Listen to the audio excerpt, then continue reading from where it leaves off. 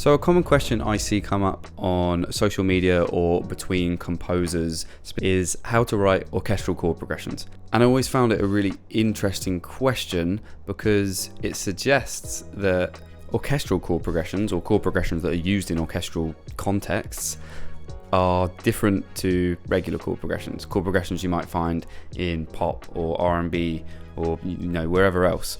But that's not strictly true. Let's take a look at Hans Zimmer. He's one of the most successful composers for film and TV, and he frequently returns to a certain chord structure, a really simple one.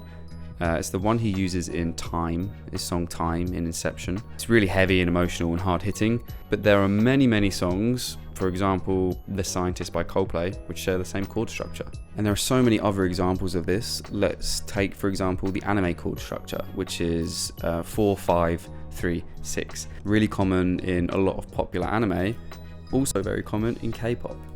The context here, I don't think, defines where you can and can't use chord progressions. There's only a certain number of chord progressions that you can tackle, unless you're looking at jazz where the possibilities are endless. Eventually you're going to get stuck if you're only thinking that you can use certain chord progressions in certain genres of music. Then why is it that we might feel some chord progressions from certain orchestral pieces work better in an orchestral context? That's the focus of today's video. For me, I think it boils down to three main points, and none of these points are really the chord progressions themselves, but more so the approach to writing these chords. Voice leading, voicing, and borrowing chords. I'm just going to briefly dive into each of these so that it's fresh in your mind, so that you can be thinking about this when you're writing orchestral chord progressions from now on. Let's get into it. So the first principle we're going to look at is voicing, and principle 1 and 2 here, voicing and voice leading, they're really closely related, but there's a slight difference, and you're going to need to be able to apply both to start to make sense of your chords in an orchestral setting. The main difference that we're looking at between orchestral music and, let's say, modern pop music is that there's going to be a lot more instruments carrying a chord in orchestral music than there is in a band setting. In a band you might have the keys just playing every element of the chord. They might be playing 5 or 6 notes of a chord, whereas in an orchestral setting, maybe an entire string section might be playing one chord. You might have half of a chord being played in a wind section, half being played in a brass section. And that's the big distinction, and that's why this first principle, voice leading, is really important.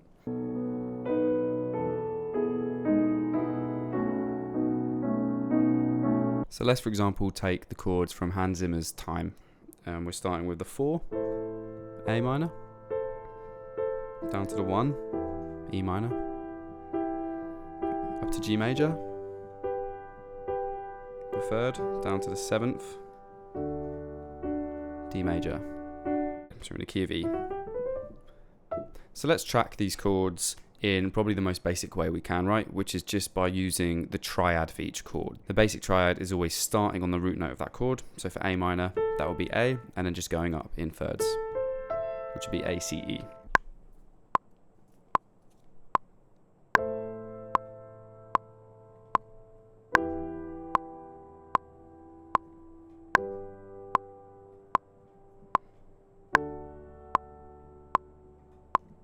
Now that sounds fine, it sounds good, these chords are really nice, beautiful chords, so we're still getting the feeling of the chords, but could it be better? Yes, and it could be better by the way we voice lead between these chords. Let's have a look at the MIDI files for these notes. We're jumping around a lot, that's the thing you can notice here, right? There's a lot of movement, which doesn't sound too natural. And this applies to any style of writing, but it's especially noticeable in orchestral writing where a different instrument is carrying a different note. It doesn't make sense for there to be such a large leap between this top line, for example. Imagine playing that on a violin or a flute. It would be annoying. So how do we fix that? One way of doing that is by playing inversions. So instead of playing this E down here on the 2nd chord of the E minor, what if we moved it up an octave? Let's have a listen.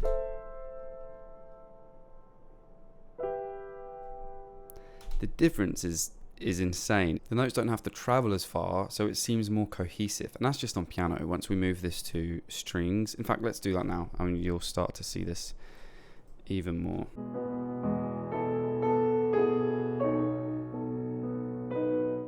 Okay, so we've copied that across, and now you can really see the difference. If we look at the lines alone, you can see such a huge distance between all these notes.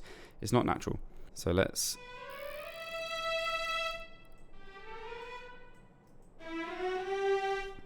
we're going to see how that sounds.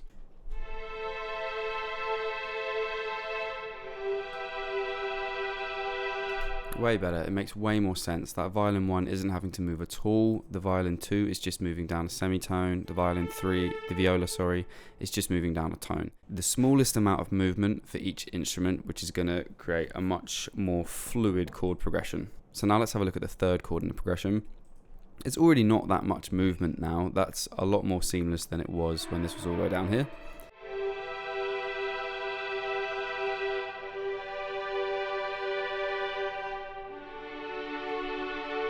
Now we can notice that jump between the third and the fourth chord. So what can we do here? Well, instantly I can see that we could move this D up, and that would make things a lot better. So let's try that.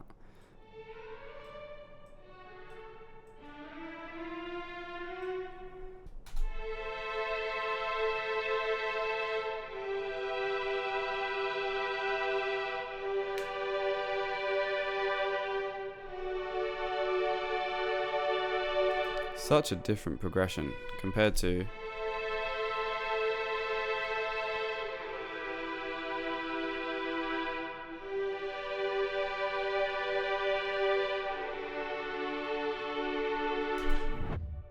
and you know, the bass, we can still be having those big leaps. In the bass, it makes a little bit more sense, and it's really going to help punctuate the root of the chord. So let's add those in as well.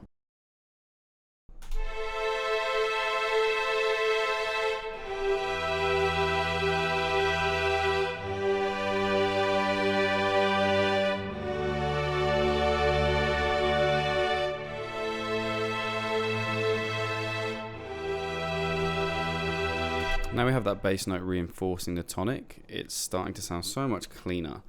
But what else can we do from here? Because it still doesn't sound as good as it can. This brings me to principle number 2, voicing.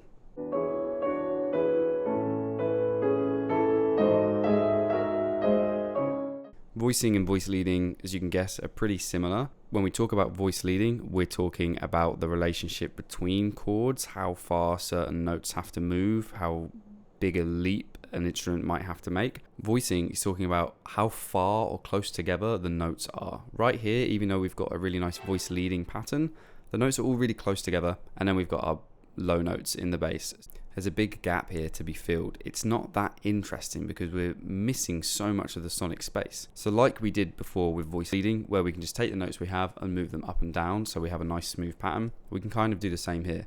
For example, what if we were to move the middle line all down an octave?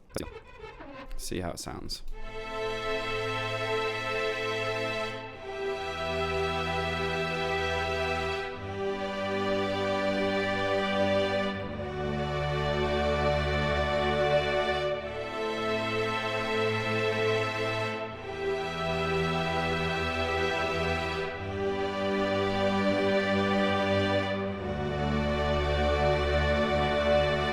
Such a difference compared to see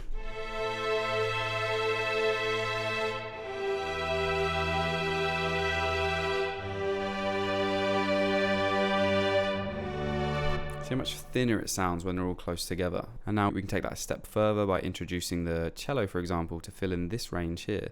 Normally the basses and the cellos would just be doubled an octave higher, so we can see how that sounds. So now what if we did the same thing? What if we wanted to eliminate some of these really close notes here? So we can just work our way through the chord. So this first chord, we are working with an A minor. So we have A, C, and E. So can we move this A to either a C or an E? We can. And what's nice about this as well is more often than not in orchestral chord progressions, the 1 and the 5 are really accented. So in this case, that will be our A and our E. They're all strong notes of a chord, the 1, 3, and 5, but too many inclusions of the third can start to feel a little bit muddy. So if you've got more instruments playing the 1st and the 5th of a chord, and just a couple sprinkling in the 3rd, that's great. You're going to get a really full sound that way. So let's keep moving through. This is perfect because we're staying on the same note. Now let's take our 3rd chord, which is G, and see if we can move it to either a B or a D. We can. That's only a step down, and that means we can also keep our D here, and then we'll just replicate that, or we'll leave it up here and we'll take these back up just for reference.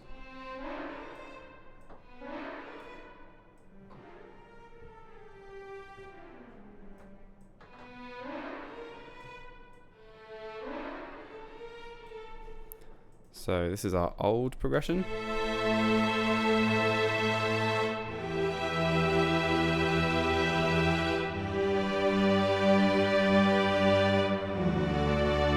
And our new.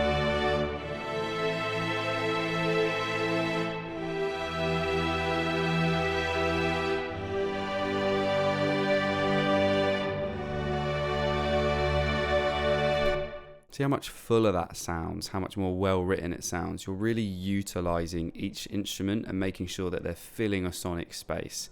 You do this across strings, woodwind and brass, and you're really going to see a huge difference in your orchestral writing. It's going to make your chord progressions sound so much more sophisticated and thought out. So now we have good voice leading. Each instrument is playing a line that doesn't move too much and it makes sense for the player. We've got good voicing in the sense that all of our notes are very separate. There's a good amount of space between them. Nothing sounds too muddy. What's the third element of writing orchestral chord progressions? Borrowed chords.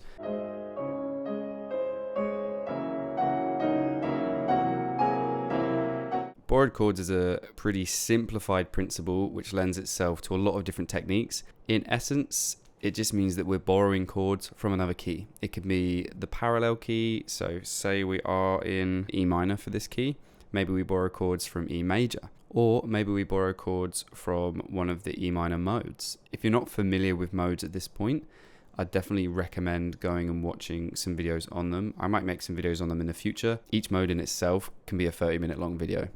We're going to keep it really simple with our example, and we're just going to have a look at borrowing chords from the parallel major and then borrowing chords from one mode, which is going to be the Dorian mode. The Dorian mode is a natural minor mode, but it has a raised sixth. So in the key of E minor,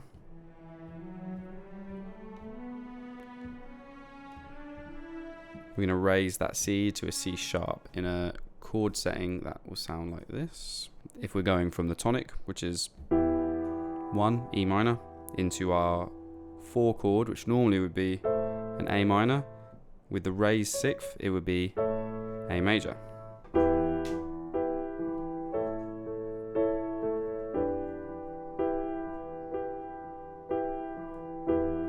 Tonic.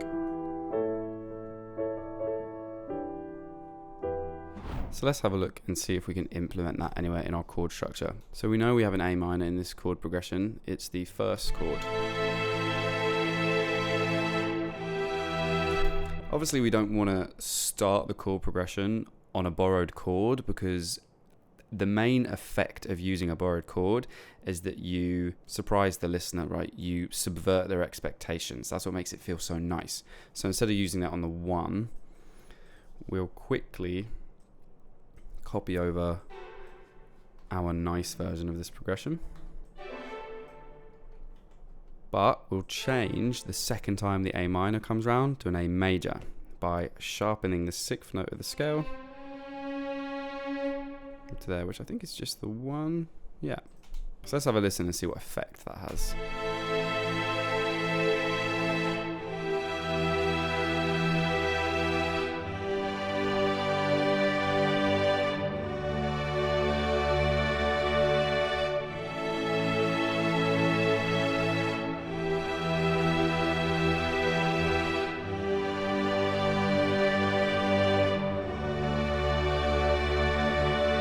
It lends a sort of hopefulness to the piece. It's almost like, it sounds like it would be a fitting version for the end of a film in this case, or the end of a game where, you know, there's been a big accomplishment. It's reflective, looking back on the struggles of a journey and you've come through the other side relatively unscathed. So let's say we want to borrow a chord from the parallel major, which in this case would be moving from E minor to E major. You have to be careful when you're doing this because some chords are just going to sound really odd. So in this case, we're not going to replace one of the chords in our chord structure. Instead, we might replace 2 or 3 to kind of build into a transition. Let's have a look at what we can do and sketch it out on the piano quick. So maybe we could introduce in this third round a completely different set of chords. What if we wanted to introduce the 5th of the chord? In E minor, that would just be B minor. But what if we borrowed the 5th of the E major chord, of the E major scale, which would be B major? So let's try working that borrowed chord, that major 5, into the original chord structure. I think because we're only working with 4 chords, it's going to be a little bit difficult to just swap one of the chords out in this case.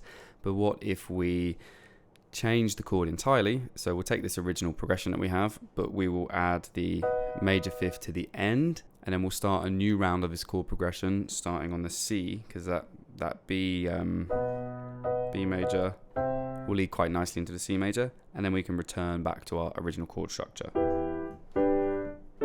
See how it sounds.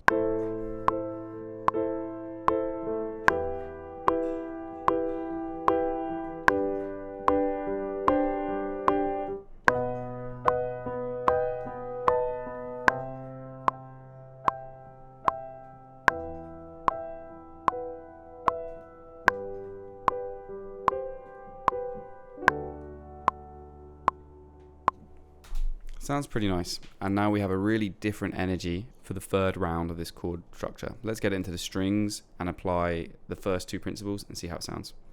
We'll start with the lead line.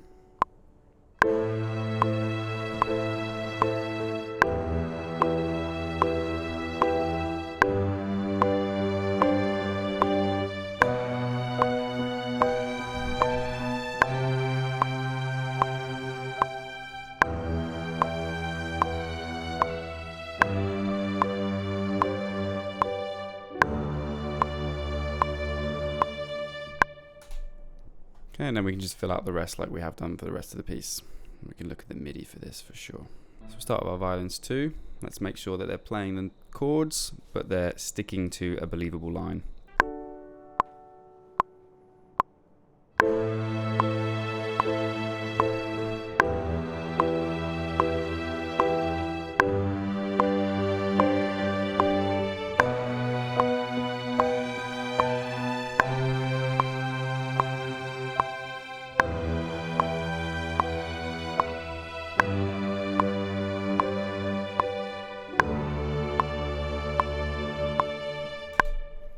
Check that, so that looks pretty good. They're both following nice lines, they're not straying too far, and they've still got a good amount of space between them. Let's add the viola. All the lines are climbing nicely. We're starting to see a little bit more movement. I'm kind of adding a few passing notes here and there just to make the leaps that are present a little bit more tolerable. This is the thing with voice leading as well. It doesn't necessarily mean you just have to play in block chords. As long as you've got notes that are closing the gap, it's going to help. And regarding principle number 2 of voicing, there's a good amount of space between all our instruments. Now we can just fill in the cello. Probably just be able to copy it across.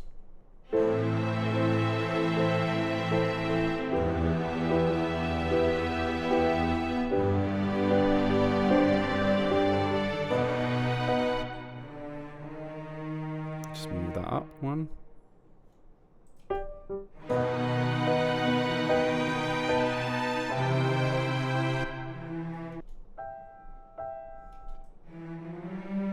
I like to move that up just to fill a bit more space here. And then it can stay there and just drop down.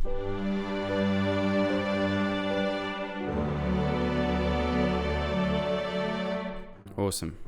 So now we have a much more fleshed out and sophisticated chord progression. We're still using the same chords. That's the main point of this video. When you're asking or thinking of orchestral chord progressions, I don't want you to necessarily be thinking what chords, specific chords, and what notes that make those chords make it sound orchestral. That's not the point here. It's how you write those chords. It's how you voice those chords. It's the relationship and the movement between the chords and a few other things. The possibilities are endless, but these three main principles that we've covered in this video are really going to help you start to shape more orchestral sounding chords.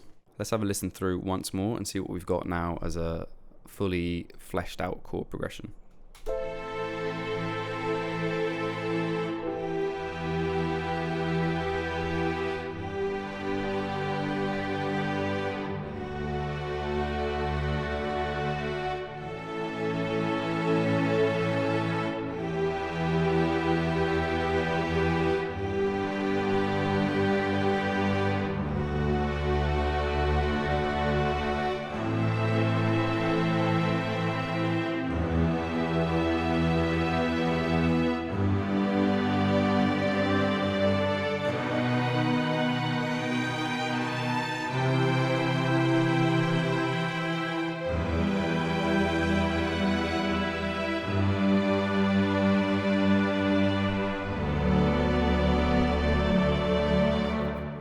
Hope you can see what a difference that is to that initial triad pattern that we started with on the piano. So you can see how these approaches will help you compose chord progressions that feel more suited to an orchestral context.